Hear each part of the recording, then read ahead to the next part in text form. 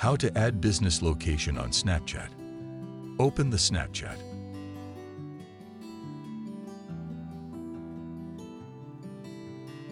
Click on profile icon at the top of screen.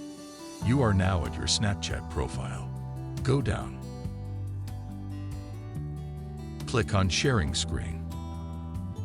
Scroll down to the end. Click on suggest a place. Now add name of place. Edit address. Write name of place. Click on save. Click on category. Add category. Then attach photo. Select from gallery. Click on submit.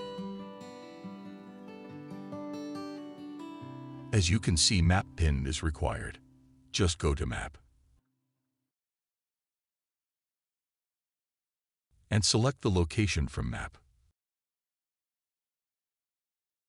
Once selected, just go down and click on submit. Your business location is added on Snapchat. That's all from today. If you really enjoyed this video, don't forget to hit that subscribe button and ring the notification bell so you never miss an upload.